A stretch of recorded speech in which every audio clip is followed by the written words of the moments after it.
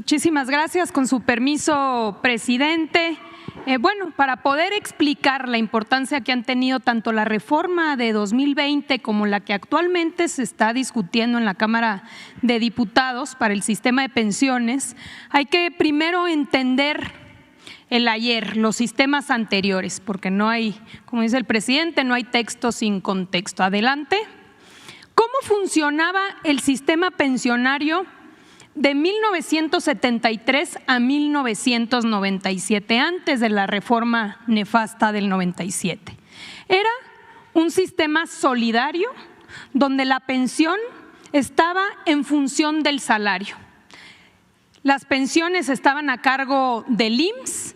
Te podías jubilar a los 60 años y con 10 años de trabajo, es decir, con 500 semanas de cotización.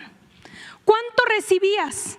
Un trabajador que ganaba 10,000 pesos se jubilaba en promedio con 10,000 pesos, prácticamente el 100% de su salario. Esto hasta el 97. Adelante. En 1995 se presentó una iniciativa por el presidente Ernesto Zedillo Ponce de León el 1 de noviembre de 1995. Es la reforma del 97, aunque se aprobó en el 95, aplicó en el 97. Y aquí podemos ver la votación. A favor, 289 votos del PRI. Esta reforma, adelante, modificó lo siguiente. De entrada se cambió de un sistema solidario a un sistema de cuentas individuales administradas por las AFORES. Número 2, se incrementaron las semanas de cotización de 10 años de trabajo a 25 años de trabajo, es decir, de 500 a 1,250 semanas. Y la pensión ya no era en función del salario, ahora era en función del ahorro de cada uno y una de los trabajadores. En su momento se dijo, vamos a tener los mismos rendimientos, tenemos que modernizarnos y copiarle a otros países del mundo que ya se están yendo por las AFORES, y estos fueron los resultados. Un trabajador que ganaba 10,000 pesos se jubilaba con 2,700. Aquí lo dijo un periodista, es el sistema de los 3,000 pesitos. Adelante. Años después llegó la reforma de 2007. Esta reforma le aplicó a los afiliados al ISSSTE, es decir, a los trabajadores al servicio del Estado. Fue una propuesta elaborada en 2004 por Vicente Fox con el financiamiento y la asesoría del Banco Mundial y fue aprobada durante la administración de Felipe Calderón. Aquí podemos ver la votación: a favor 313 votos del PRI, del PAN, entre otras. ¿En qué consistió esta reforma? Adelante. Primero, se introdujo el requisito de edad. Antes no requerías una edad para poderte jubilar como trabajador al servicio del Estado, se establecieron 65 años. Se pasó de un sistema solidario, igual que en la anterior, a un sistema de cuentas individuales administradas por las AFORES.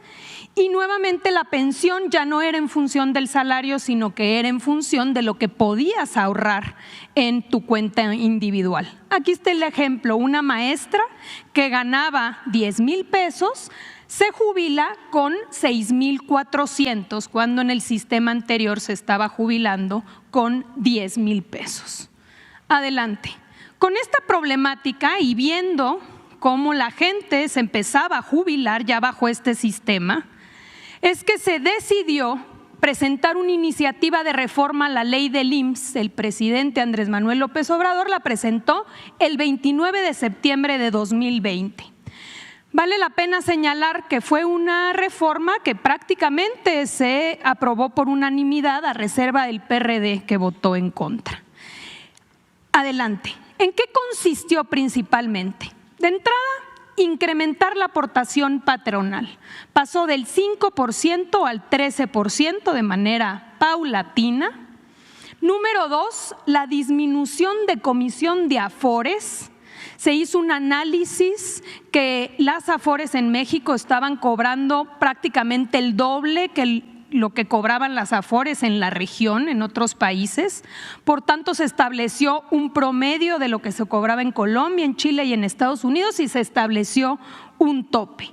Solamente esta modificación a la fecha ha logrado un ahorro de 41,000 millones de pesos a favor de los trabajadores y se calcula que será un ahorro de cerca de 160,000 pesos. Aquí está la gráfica, podemos ver cuánto cobraban en 2015 y cómo es a partir de la reforma que se estabiliza prácticamente a la mitad. Adelante. También esta reforma disminuyó las semanas de cotización para jubilarte, de 25 años a 15, es decir, de 1,250 a 750 semanas, porque antes de la reforma solo 1 de cada 4 trabajadores alcanzaba una pensión. Entonces, podemos ver aquí cómo cambió si un trabajador que ganaba 10,000 pesos y que se jubilaba con 2,700, con la reforma de 2020, hoy se jubila con 6,000 pesos. Pero aún así era insuficiente. Por eso se decidió presentar esta segunda reforma ahora en 2024, adelante, que impacta tanto a los afiliados al IMSS como al ISSSTE y que consiste principalmente en garantizar que los trabajadores que ganan hasta el salario promedio en el IMSS se jubilen con el 100% de su salario mediante un complemento solidario. Es decir, estamos hablando que el salario promedio en el IMSS está en cerca de 16,400 pesos. Aquí podemos ver el ejemplo. Un trabajador que gana 10,000 pesos se jubilará con 10,000 pesos. 6,000 de su pensión, ya con la reforma del 2020, más 4,000 del complemento solidario. Así garantizamos que regresar al esquema anterior donde los trabajadores estaban jubilando con el 100% de su salario. Adelante. En resumen, antes del 97, un trabajador que ganaba 10,000 se jubilaba con 10,000. Con la reforma del 97 y del 2007 se empezaron a jubilar con 2,700. Vino la reforma del 2020, jubilación de 6,000. ¿Cuál es la propuesta? Regresar al 100%. Si ganas 10,000 pesos, que te puedas jubilar con 10,000 pesos. Adelante. ¿A quién va dirigida esta reforma? En el caso de los afiliados al IMSS, son aquellos que empezaron a trabajar después del 97 y se pensionen a partir de que entre en vigor la ley.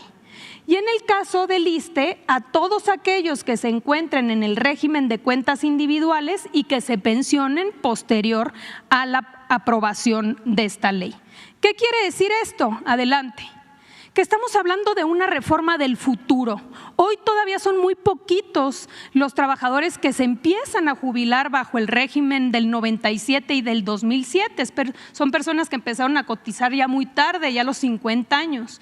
Aquí podemos ver cómo en 2024 se van a jubilar bajo este régimen 18,000. En el 25, 20,000 personas, 31,000 en el 26, hasta llegar ya a 2050, donde cerca de 3 millones de trabajadores ya iniciarán a jubilarse bajo este esquema que necesita un complemento para poder ser una pensión digna. Adelante.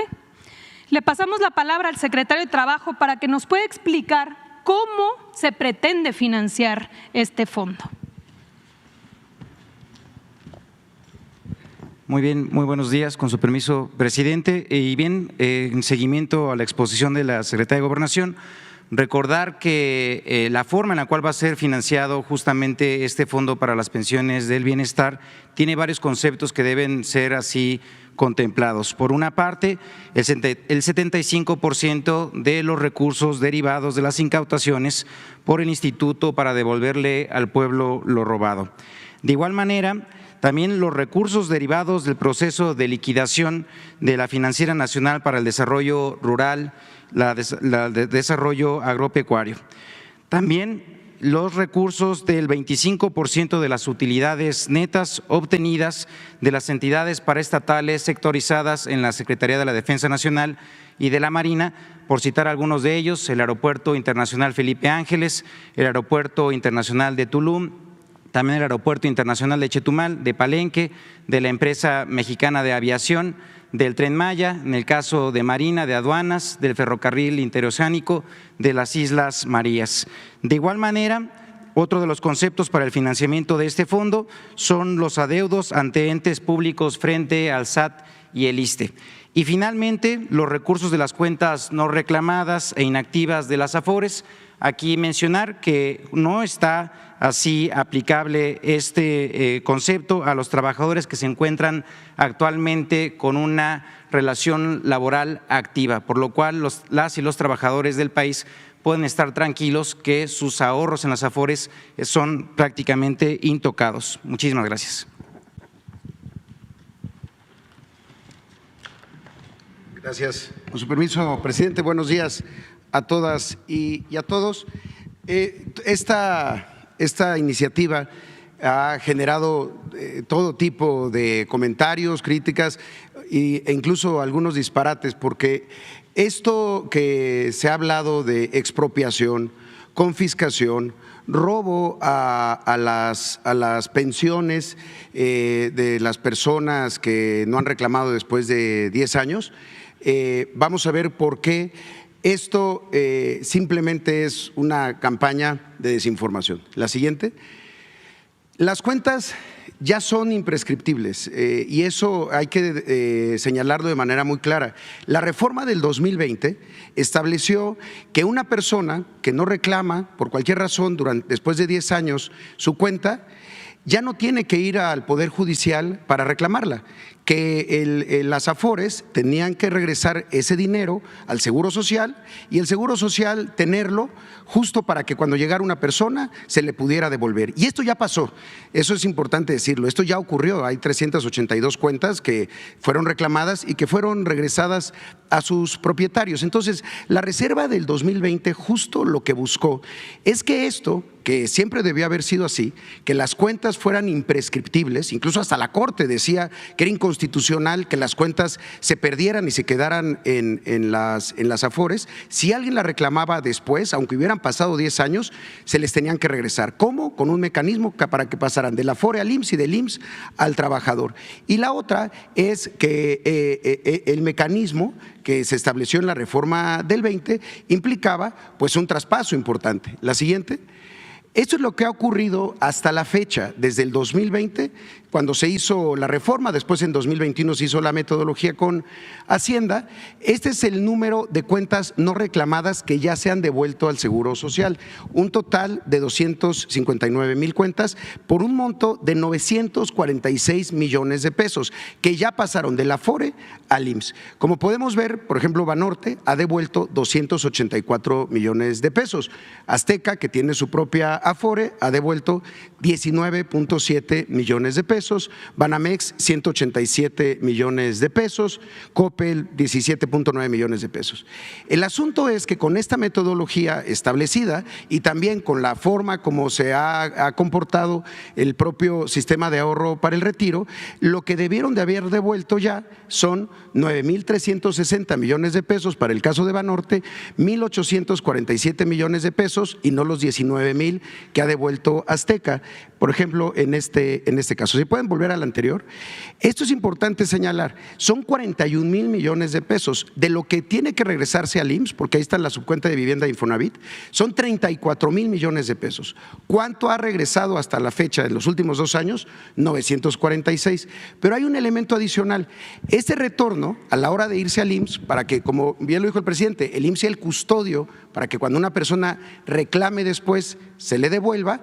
Una parte también se iba a la reserva del Seguro Social, y una reserva que sí le genera intereses al seguro, pero que no hubiera podido ser utilizada para el subsidio del complemento para llegar al 100% de las personas que se están jubilando con menos del 100% de su último salario. Es decir, las personas que se han señalado, que ganaban 10,000, que se estaban pensionando con 6,000 y que el Fondo de Pensiones para el Bienestar les va a dar esos 4,000 que le hacían falta para que entonces se vaya con los 10,000 millones, los 10,000 pesos. Para esto tendría que se forma el Fondo de Pensiones para el Bienestar. La siguiente, este caso es muy particular. Las cuentas no reclamadas de vuelta son 7,000 de las que han devuelto por 19 millones de pesos en el caso de Azteca, pero son 1,847 millones de pesos.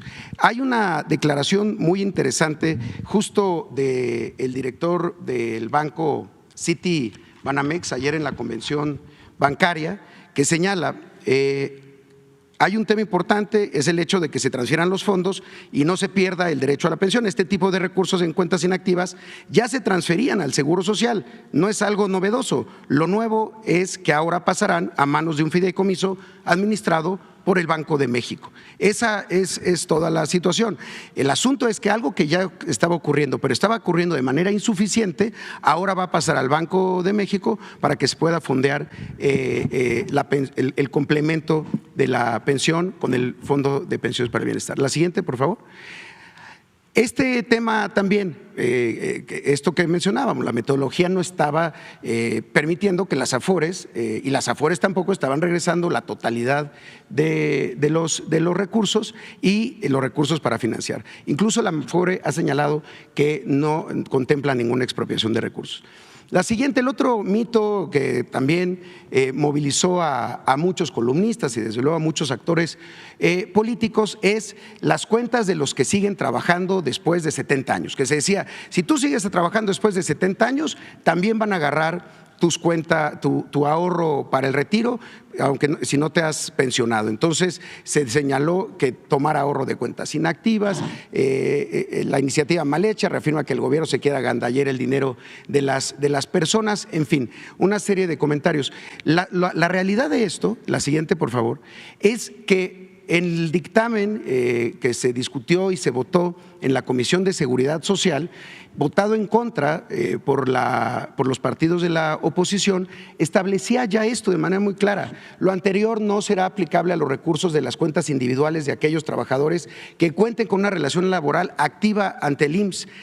Es decir, los trabajadores después de 70 años, estas cuentas no son las que se estaban tomando, son las que ya eran posibles para darles a los trabajadores, pero que no eran reclamadas. Entonces, hay una diferencia importante, pero bueno, se generó mucha desinformación. La siguiente tiene que ver con quién administra el Fondo de Pensiones para el Bienestar y cuál es el fin del fondo. Y para esto, el director de Infonavit para la presentación. Gracias. Permiso, presidente. Muy buenos días a todos los compañeras y compañeros de los medios de comunicación. Uno de los elementos que se ha puesto sobre la mesa es que los recursos, se van a utilizar en diversas obras y gasto corriente del gobierno, y en segundo lugar, que van a ser, incluso llegaron a decir, que estaría administrado por el Banco de Bienestar, difundiendo una mentira que confunde a las personas e infunde un miedo que no tiene nada que ver con la reforma. Si pasamos a la que sigue, la propia reforma establece, que el Fondo de Pensiones para el Bienestar será establecido en un fideicomiso por la Secretaría de Hacienda en el Banco de México. Este fondo tendrá un comité técnico integrado por los comités, por las instituciones de seguridad social distintas que aportamos recursos. En el caso del Infonavit, también las cuentas de vivienda que no son reclamadas desde 2020 se establecía que se manejaban en una reserva diferente. Como ya lo explicó el director del IMSS, este mecanismo no es novedoso, ya se avisa hoy a los trabajadores un año antes de pasar a la reserva, se administra diferente y ahora esta administración diferenciada pasará al Fondo de Pensiones para el Bienestar. Este fondo, que cuenta con un comité técnico, tendrá que establecer los mecanismos, por ejemplo, de inversión. Hoy las cuentas que están en las Afores o que están en el Infonavit tienen un rendimiento anual, aun cuando están inactivas. La ventaja de este fondo es que además del rendimiento no se les cobrarán comisiones por parte de las Afores. Y finalmente, algo que establece la reforma de manera muy clara en el paquete de reformas, se establece que este fondo y el recurso que está ahí no podrá ser utilizado para el equilibrio presupuestario, es decir, para financiar un déficit público, tampoco podrá ser utilizado para ningún otro gasto que no esté relacionado con el gasto de pensiones. ¿Por qué? Porque como lo decía el presidente, el derecho es imprescriptible, no se acaba nunca, es un derecho para siempre por parte de los trabajadores y por lo tanto habrá quien el trabajador o sus beneficiarios vayan a reclamar a los institutos el recurso cuando se acuerden, cuando tengan una noción de que tenían ahí un recurso, y los institutos, de manera como ya lo hacen, devolverán el recurso y también este fondo pagará los complementos de pensiones, como ya se explicaron. Muchísimas gracias.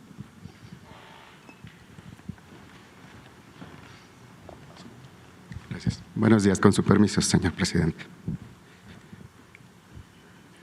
Para contextualizar, queremos informarles que finalmente las cuentas de los trabajadores están seguras.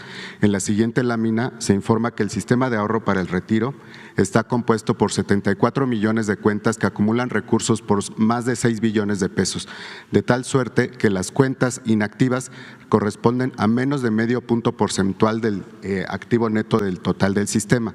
En la siguiente lámina podrán apreciar que el sistema está compuesto por 10 administradoras. En primer lugar tenemos una administradora pública, que es el pensionista, tenemos una asociación público-privada que es 21 Banorte, que está compuesta por el IMSS y el Banco Banorte, tenemos 4 Afores que son entidades privadas nacionales, donde encontramos a Profuturo, Inbursa, Azteca y Coppel. También tenemos 3 Afores de capital predominantemente estadounidense, que son Invercap Principal y Citibanamex, y finalmente tenemos un Afore de origen colombiano. Como podemos apreciar, tenemos 4 Afores que tienen activos netos de superiores o cercanos a $1 billón de pesos cada uno, que se encuentran del lado derecho del lado izquierdo de la gráfica, y del lado derecho observamos que tenemos 4 Afores que concentran el mayor número de cuentas: Coppel con 14 millones, Citibanamex con 10 millones, Azteca con 9.3 millones y Banorte con 8 millones.